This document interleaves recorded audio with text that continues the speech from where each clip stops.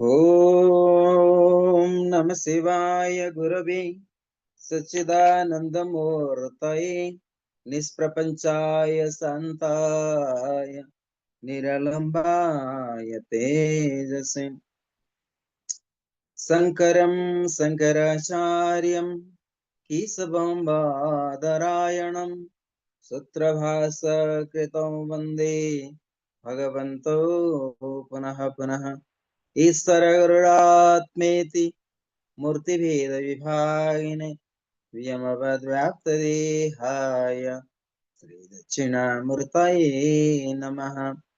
ॐ शान्तिः शान्तिः शान्तिः।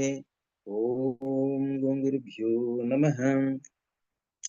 शिवोऽहं शिवोऽहं शिवोऽहं शिवोऽहं शिवोऽहं शिवोऽहं शिवोऽहं शिवोऽहं शिवोऽहं शिवोऽहं सच्चिदानन्दोऽहं शिवोऽहं शिवोऽहं सच्चिदानन्दोऽहं सच्चिदानन्दोऽहं शिवोऽहं शिवोऽहं शिवोऽहं शिवोऽहं शिवोऽहं शिवोऽहं शिवोऽहं शिवोऽहं शिवोऽहं शिवोऽहं सच्चिदानन्दोऽहं शिवोऽहं शिवोऽहं शिवोऽहं शिवोऽहं शिवोऽहं शिवोऽहं शिवोऽहं शिवोऽहं शिवोऽहं शिवोऽहम्। Oh. So today and now we are going to study and again the special sutras, which is the chapter 1. The sutra number will be 18. Hmm? I today select in different way, so you can check that. So then Loka Ananda Samadhi Sukham. Can you find that? Loka Loka Ananda Samadhi Sukham. So how to blissful in the world of samsara. Here loka, there are different lokas, but here they speak lokas about the samsara. How to enjoy, how to blissful, how to free from all sufferings and difficulties by being in jivatma. So it means being jivatma, how to live peaceful and happily in the social life. So Loka Ananda Samadhi Sukham. So later I'm going to Loka. So Loka means here both whatever is observed and the observer, both the subject and the object. Actually, when you carry this body, a yogi, when you carry this body, what? They have Jivatma and also Atma both. And as a yogi, we observe both sides, within and without. It means how to observe external world, how to observe inner world. Say loka means both whatever is observed and the observer, both the subject, object, and the object. So this is the loka. As per the sutra, so how we can meditate in this world and with your physical body, carry the jivatma. Ananda here, this Ananda delight at the yogi feels in abiding in his nature of a knower in respect of both. Actually, Ananda, they say Loka Ananda. Ananda means they don't translate as a bliss. They translate as a continuous flowing of awareness. That's what I told you long time. Samadhi, Adi Samadhi. Samadhi, most of the time, lot of books are translated as a experience bliss or the super consciousness. Actually, Samadhi real means Sama Adi. Sama means harmony. Adi means to hold the harmony or continuous flow of the awareness. That is the Samadhi. Am I clear that? Samadhi, the continuity flow of the awareness. Of what? Continuity flow of awareness being recognized, being experienced, being realized, I am the Atman. So this is the continuous awareness of the Samadhi. Actually, yogi, when they realize the self, the Atma, Jnana, naturally they're always in Samadhi because they're continued flow of awareness of the self. Self not is here, the mind, not the body, not the senses, nothing. That you have to be very clear here. So this is Loka Ananda Samadhi. Loka Ananda. This is very interesting that. So Samadhi de Ananda. But here the delight that the yogi feels in abiding in the nature of a knower respect of both. So knower of respect of both means what? I am not Divatma, but I am the Atma. So a yogi knowing both world, and knowing the world of samsara and knowing the world of a divine. So there is both world there. Then what happening? This is delight that the yogi feels abiding in his nature as the knower in respect of both the subject and object in the world in his delight of samadhi. The word samadhi in this context does not mean observation or trance, nor super consciousness or bliss, but actually not. It means maintaining a continuous awareness of knowership. What is knowership? I am the Atman, I am the Brahman, I am the absolute consciousness, I am the pure consciousness. So that is the yogi realize each moment. The yogi maintaining that I think many lectures I said that, right? Samadhi is continuous. Sam means harmony. Adi means to hold the harmony. It means continuous awareness of the self, the Atman. So that is the Samadhi. Samadhi not translated as a bliss here. Samadhi means continued awareness of the world of pure consciousness, the world of Shiva, whatever we can give the names. So it means a yogi remain have the wisdom of the Atman. So this is the actually such kind of terminology is not useful for common yogic philosophy, yogic psychology, right? So it is the only for the as a enlightenment. If a person is enlightenment, such a person can maintain such kind of a harmony. Otherwise, people cannot even translate properly. Actually, when you go to vipassana, so next we are aware of the whole body, awareness, accept as it is. So that technique is highly beneficial also to knowing your own self. Of course, they don't speak about Atman. That is not important also. The important thing is how you can maintain harmony and equanimous of the mind so that, and you can develop the content within. Being aware of the both, either happiness, sukha, or the dukkha, the sorrowness. So that is all about vipassana also. So vipassana is a technique to see and the reality what happening within ourselves. That is also and revealed by Lord Shiva that what we have been studying in our Patanjali Yoga Sutra. They say tada drashta swarupe avasthanam. Just simply observe as a seer. And that is what you do also in vipassana, right? The second tada drashta swarupe avasthanam. One has to establish its own swarupa, its own form. By continuity flow of the awareness. So if you are a continuity flow of the awareness is there, so if you're maintaining and managing the awareness all the time, then you can only accepting what happening within. Accept as it is, whatever happening within or without.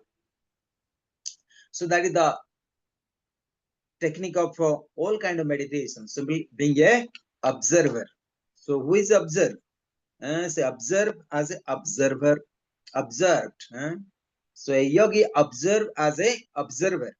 So who is observer here? Actually the Klatma. And who is observed? Also Atma. So both either they are same. There is nothing, no difference. It will get a higher understanding of the enlightenment.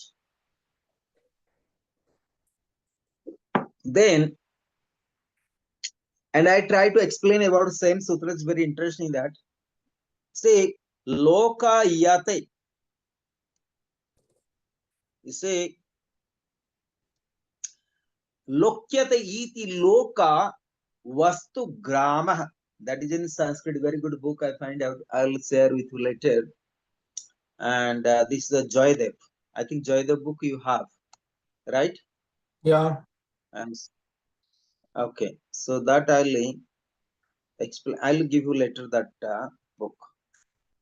Yeah. See, Sure. lokyate iti loka vastu gramaha lokayati iti cha loka grahaka vargaha. But today is very nice to study, even for myself. You say lokyate iti loka vastu gramaha lokayati iti cha loka grahaka vargaha. Tasmin purayati sati. ग्राहका संबिति सामान्यः सर्वदेहानां योगिनां तु दिसे स्वयं संबधे सावधानता इति श्री विज्ञान भट्टर कनिरूपी ताननित्या प्रभातु पद विश्रांत्य वधनत चमत्कारः मयो य आनंद एत देव अस्य समाधि सुखम तदुक्तम तत्रैव सर्वं जगत सोदिहम वा स्वानंद भरितं स्मरते युगपस्त्वा मृतिनेव पराम परानंद वयो भवे इति एतच्च. So very interesting that they try to explain in Sanskrit, like you study Patanjali Yoga Sutras before also. Very nice. Sometimes with the original sutras, then go to Sanskrit commentaries. The word loka has to be constructed in two sense. That which is perceived, the multitude of object, he who perceives the class of object. Though this distinction, subject and object, is evident in the world, the yogi experiences a unique delight of high conscience, which result from his mind, fullness of his response in the state of knower in everything case. This is samadhi, sukha. This is his delight of continuous awareness of knowership. This has been referred to in the following verse of Vijnana Bhatta Karaka. The conscious object and subject is common to all embodied ones. Yogis have known this distinction that they are mindful of this relation.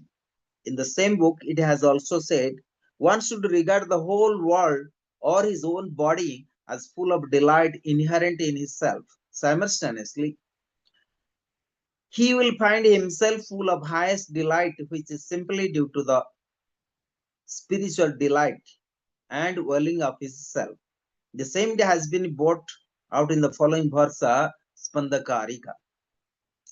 They say this is the acquisition of immortality. This is the veritable seizure of self, the consciousness of the Diksha of her Nirvana. And this confers of the oneself, the realization of one's identity with Shiva.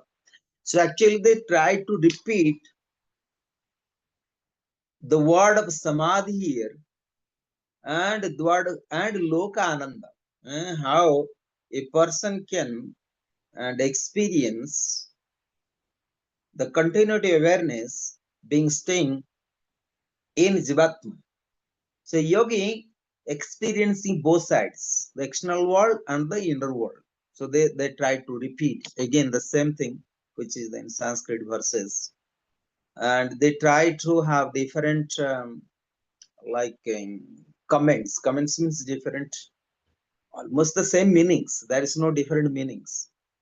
Different object and subject. That what we talk most, that who is the observer, who is observed, who is knowing, who is the knower. This kind of a lot of questions. Most of the time, philosophers they try to explain. If there is no mind, this is unless we think we are the mind. If the mind is there, then how this mind is functioned by whom? So who is knower and who is knowing? So end of the day, it comes actual mind.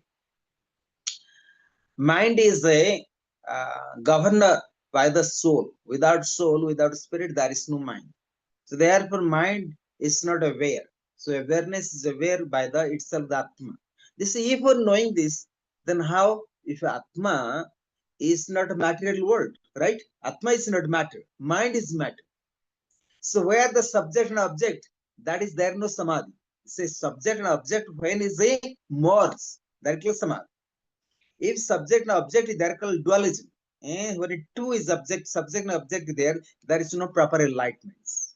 So that is that they try to explain this. There's a lot of argument when you study, especially we do a lot of logical study. This how it's possible then if it's separating the two world, subject or object. So there is no enlightenment. When subject, neither subject nor the object, so that known as a samadhi. They try to explain the subject exactly. They say Loka Ananda Samadhi. So how a yogi can experience the continued flow of awareness within the Jivatma, being Jivatma. So being Jivatma means saying we must realize I'm not the Jiva only. Even in my mind, as a Jiva, I'm functioning because of Atma. So Jivatma here you can call subject, and who is object? The Atma.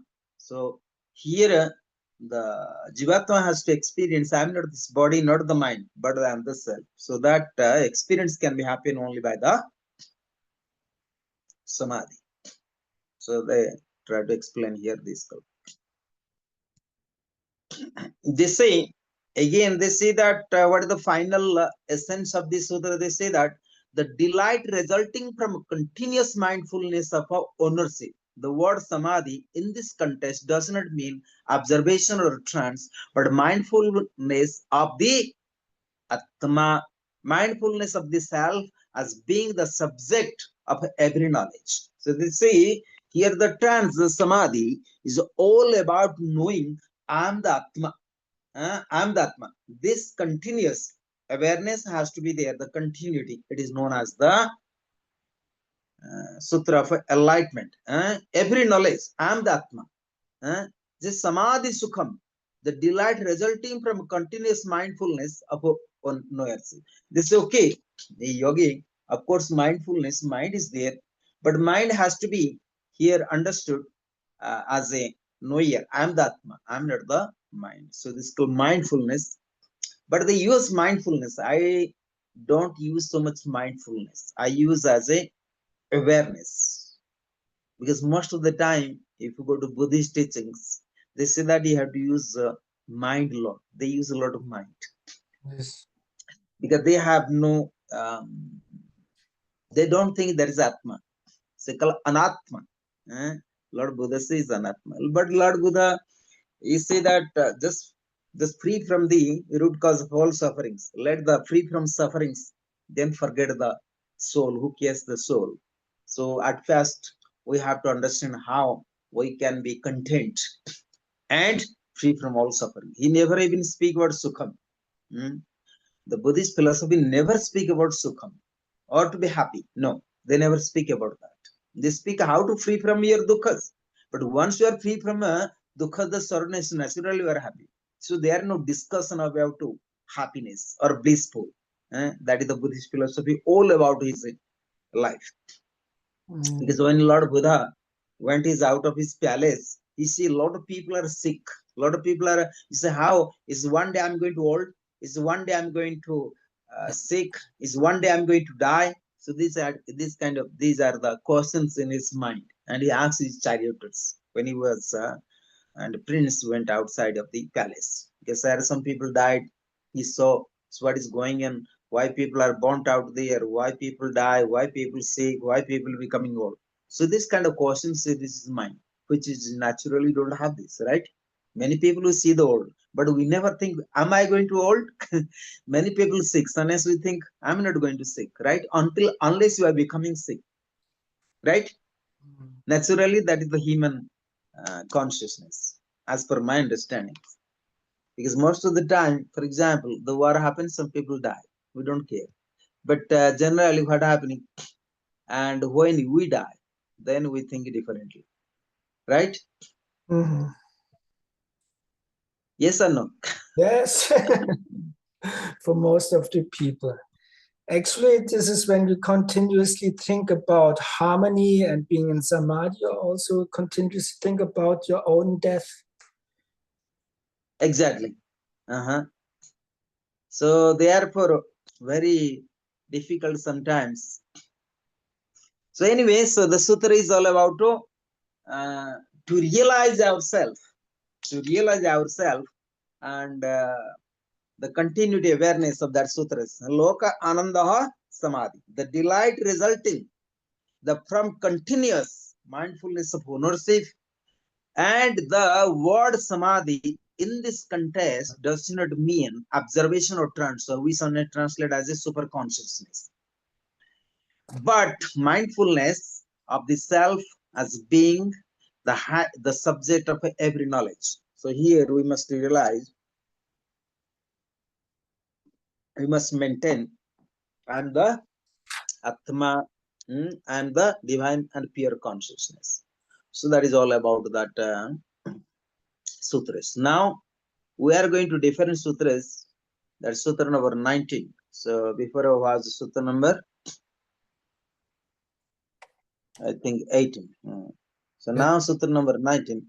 So they say, what is sutra number 19 here? This is Sakti Sandhani Sarirotva Pati. Sakti Sandhani. Sakti Sandhane Sarirotpatihi. Sakti Sandhane Sarira Utpatihi. The Sakti Sandhana, on being united with the Icha Sakti, with the one-pointedness. Sakti Sandhane. Saktiro Patihi. There can be creation of body. Saktiro Utpatihi. Sorry, Utpati means creation. According to yogi's desires, when with the one-pointedness of the yogi is fully united with the Icha Sakti, then he can acquire the power of creation any kind of body according to his desires. Very interesting. Here the sutra speak about Saktiro Sandhani and Sarira Utpatihi. So here they speak about Siddhis also. When a yogi becoming enlightenment, what happening? You have the power of a lot of creations, a lot of power of siddhis. You have a lot of power of siddhis. They say Sarira Shakti Sandhani. So once a person becoming enlightenment, once a person becoming one-pointedness, means power of Shakti, what happening? Sarira Utpatihi. A yogi can creating so kind of different kind of bodies as per his own wishes like desires. Like Jesus as well, and many yogis also they creating. Like Jesus, after his people crucified him, so what happening? He was appear his subtle body, and he was talk with even with his disciples. So this is all about when you are master of your Sakti, the becoming enlightenment of yourself. So we can create different bodies, like the Lord Hanuman. Lord Hanuman is the power. He was enlightenment. Then he can create small body, bigger body. He can create himself as a bee. He can fly. So these are the power of Sakti. Like Ravana, the demon, king of Lanka. So Ravan also he can and create so many kind of bodies, small, big, like that. So this is the power of a master of the soul, power of Sakti. So Sakti Sandhane. So here Sakti, already we say that Sakti the willpower of Lord Shiva. Without willpower of Shiva, there is no Sakti. That also we know. But sometimes we say that Sakti is separated from Shiva. Actually, no. So Sakti is the no separation from the Shiva, and Sakti is the willpower of Shiva, and a person when actually if we check properly, there is neither Sakti nor the Shiva. Is only absolute divine consciousness. Like for example, inner body, like Jivatma. Jivatma cannot function long time without Atma. So it means we are the Atma itself. But sometimes it's saying we are different. Actually, not different. Our body is different, but not the Atma, not the life force. Life force is not exist without the Atma. So that is the big discussion always. Then when with one pointness the yogi is fully united with the Icha Sakti, then he can acquire the power of creating any kind of body according to his desires. Icha Sakti. Uma Kumari, that we also studied before the Sutra number 13. Icha Sakti Uma Kumari. Iti Sutrena ya Asya Sakti Rokta. Tameva Ida Anusandha. Say we all study Icha Sakti Uma Kumari. So Icha means here the willpower of Shiva. Icha Sakti, the willpower of Shiva. Kumari, the virgin, the pure consciousness. They say that the Sakti, the virgin goddess, is the have his own creation because it is not separate from the Shiva. It's not separated from Shiva. So virgin goddess is the pure Swatantra. The Swatantra means complete free. So one side we say Shakti is separated from Shiva, other side Shakti itself the Shiva. There are no separations, right? So Shakti is free when is realized the Shiva, right? So you have been studying and in Vijnana Tantra. So what is the whole subject all about? The Shakti realize I am the Shiva. And when she realized the Shiva, so naturally, and there is no any kind of confusion or doubts, and she becoming a Shiva, she can also free. So she was not free in Vijnana Tantra. So I have been studying all kind of spiritual science until now, and still I have the difficulty and sufferings. But as per the Vijnana Tantra, the essence was when a Shakti and developing the cosmic energy, cosmic power, and naturally identity and merge with Shiva. Then Shakti realized I am not separation from Shiva, like the Jivatma we are. So Jivatma we can call separation from and Atma. But when you are separating ourselves, but when Jivatma say no, I am the Atma. When Shakti merge with Shiva, he say I am not separated from Shiva. Then that time she is free. That is called virgin, Uma. That is all about the Vijnana Tantra also. So here they say Icha Shakti Uma Kumari, that Sutra number 13. Iti Sutrena ya Asya Shakti Rokta Tameva Yada Anusandhate Dadhayena Tanamayi Bhavati Tada Tadvisina Asya Tatha Abhimatam Sariramut Padyate Taduktam Sri Mrityu Mritunjaya Madaraki Tataha Pravartate Sakti Lakshena Niramaya Ichata tu Vinridarshta Jnana Rupa Kriyatmeka Itaktasya. So we shall go to a little bit translation. When the yogis unite with the willpower indicated in the 13th sutra that you have been studying, when he formally and completely at one meant with that, they call Dhara Dhyana Tanamai Bhavati. Then through it he can bring into being body according to his desires. Same fact has been indicated in the Mritunjaya Bhattacharya in the Netra Tantra Sastras in the verse beginning with. Thence proceed that power which has been indicated, Icha which is beyond the purview and beyond the province of Maya, beyond any disease or this temper, and which expresses itself in the form of knowledge and the activity and ending with. See, Parasakti is the source of all gods and all the Saktis. See, the nature of Agni and Swama, everything proceeds from her. The greatness and the power of the intensity and the fixedness of the awareness of Sakti, Sakti Sandhana, and Sakti Sandhana means awareness of the Sakti, has been described in the Lakshmi Kaularnava in the following and other verses. So they try to and explain how Sakti and play and different roles, and one can experience and different enlightenment and with different tantras. So here they speak about Lakshmi. This is Lakshmi Kulanava Tantra. But without this is without Sandhana. So Sandhana means actually to invest or inquire. sandhana, union with the intensity and fixedness of awareness. No initiation ceremony is effective, nor can there be successful completion of a supernormal powers, nor can mantra, nor any stanza or mantra succeed on our application of yoga. The same point has also been made out in the following verse of Smandakarika. They say there is a